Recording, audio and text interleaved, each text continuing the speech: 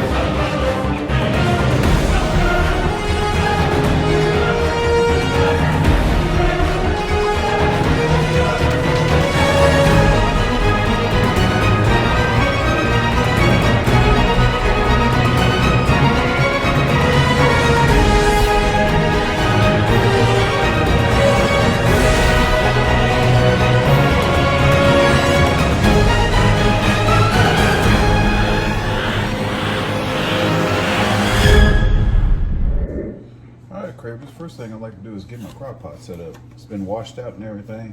And I like to use these crock pot liners. Can you see that? Keep you from messing your pot up. It's basically how your bag looks. You can just take it and smooth it out inside of there. Yeah, my hands have been washed. Thank you very much. Right, the co-stars of the show today. Roast. We're only going to use one of those. I usually buy my meat bulk at Sam's Club. I need a large plate, some salt, pepper. I'm going to use my caramelized onion season. You're going to need a little vegetable oil for searing this roast. And some of these. A little ranch powder and a Lipton onion soup pack. Alright, so now you want to start off with a little salt.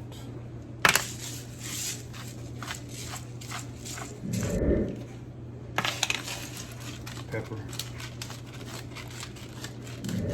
And this caramelized onion seasoning is like $3 there. I forgot how much the salt and pepper is. Or else I'd tell you. So I'm gonna press that in.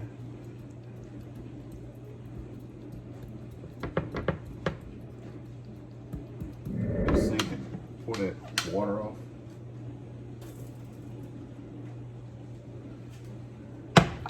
Flip that bad boy over. Stay right there while I clean this stove off, put everything up, and get the cast iron skillet out. Some people like to put a little bit of flour on their roast to sear it, but I don't. I just like to put a little oil inside my cast iron skillet, and just a little bit. I'll show you how much I put in there.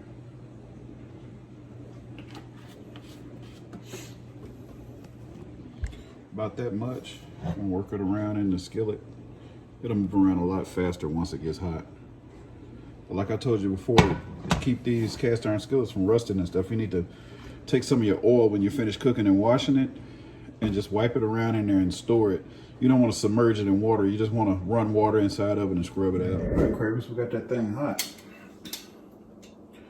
What you want to do is pick your roast up. Don't slam it down in there because you don't want that grease to get all over you. Put it in there. You hear it crying? What do we like for our beef to do? We like to hear it cry. All right. So while that's going on, just bring the plate over here and wash it out with some dish soap. So you can put your roast back on it. You don't want to put your roast back on a bloody plate.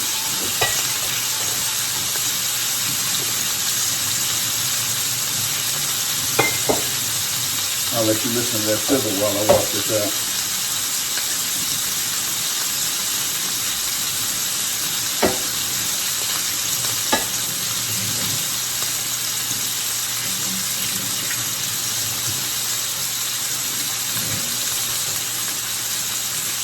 I don't mean to sound like I'm better than anybody or anything like that, but doesn't it make you feel good to wash your dishes while stuff is cooking? That way you won't have so many dishes to wash when it's time to eat or after you eat. And you can reuse stuff. Makes it a lot easier. Alright, let's just check it and see how brown it is. Don't worry, I'll show you too. Not really brown enough on this side, but I'm going to flip it to the other side. I don't want to burn it, but you can see it's browning. I'm going to get some of these little small potatoes that I get from Sam's Club. Then I'm gonna wash them so we can chop them up and put it in the pot. All right, Cravings, that thing is getting brown.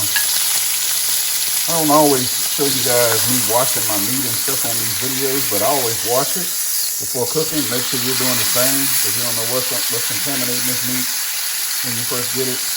Wash it down. It may have bone fragments on it or something. All right, you don't want to cook it all the way down. So now you can take it out of there and put it on your plate. It's probably like medium rare right now, the way some people like their steaks. And for those of you wondering how to clean this cast iron skillet once all that stuff is stuck in there from the roast, just put maybe a coffee cup full of water in there. Turn your blower on first and let it boil for a little while. Then you can just take like a spoon or something and scrape it out. It'll come right up. Okay, so you want to go ahead and set your crock pot here, 6 hours high. It may not take that long, it may just take like 3 hours, but we're just gonna set it at that. Set that bad boy over in there. You're gonna add all the rest of your ingredients later, but we're gonna let that go ahead and be heating up. Put the top on it.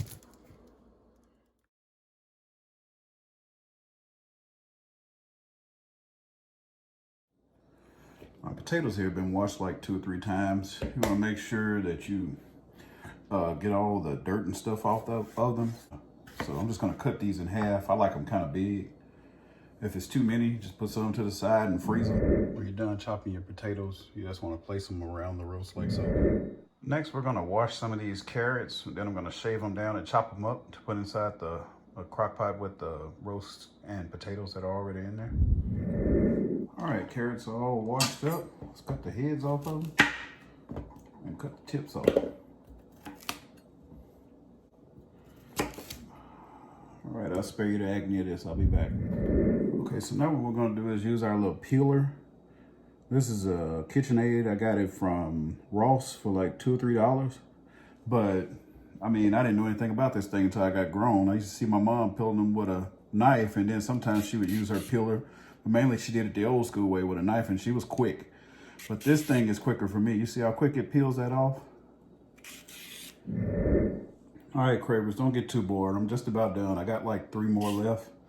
But I just wanted to give a shout out to my mom, Brenda. She's always in the comment section cheering me on. But she taught me everything I know about cooking. Of course, she's like 50,000 times better than I am. But I have like a 5% of what she can do in me. But I mean, she's like awesome when it comes to cooking. Like, she never has to measure anything. Everybody that comes to the house will say, hey, it's like my grandmother used to cook. I mean, she's a grandmother now because she's a grandmother to little Cravings with Carlos. So just call her Cravings with Brenda. Kudos to Cravings with Brenda. Thank you, Mama, for teaching me how to cook. Carrots are all done and chopped up. Now we're about to go and sprinkle those over in with the roast and potatoes. Right, and now, the moment that you've been waiting for. Dun, dun, dun, dun, dun, dun. Yeah, we're gonna put the carrots in. Just sprinkle those around.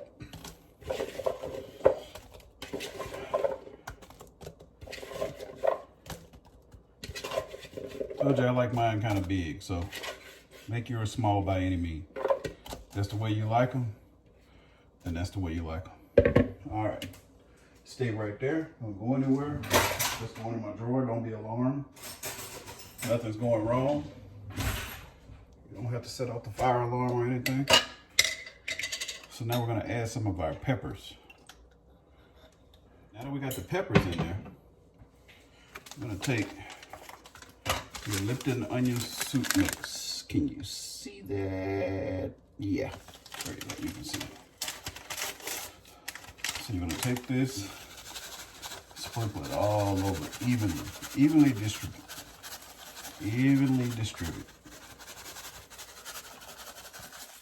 Go back and forth, go back and forth. However you do that, whatever kind of fancy hand you got, do it your way. Next, you're gonna use the wrench.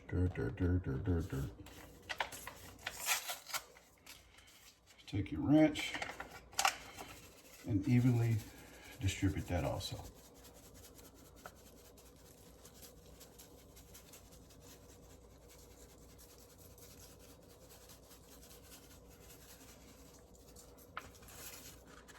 Oh, but wait, I'll give you one of my secrets. I normally don't show my secrets on my videos, And since you guys are taking time out to watch, I'll show you my secret. A lot of people are gonna be like, gross, because they've never tried it before, but wait until you try it. A lot of people like to put beef broth in their roast, but I use chicken, and it tastes way better when you're cooking that roast. Trust me, been doing this for a while. So you're gonna pour a little bit of that in there.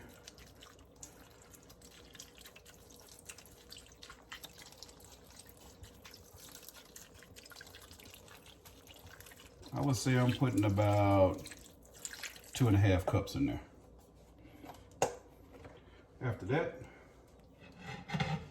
you're done with all the work, Cravers. Put a top on that.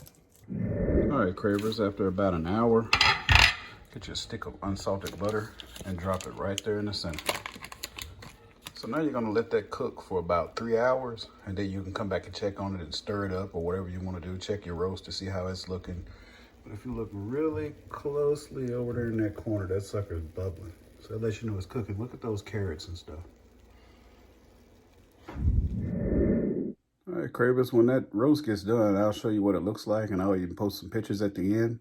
But I'd like to thank you for watching this video once again, and ask that you please subscribe, like, and comment on these videos so that I can keep them going.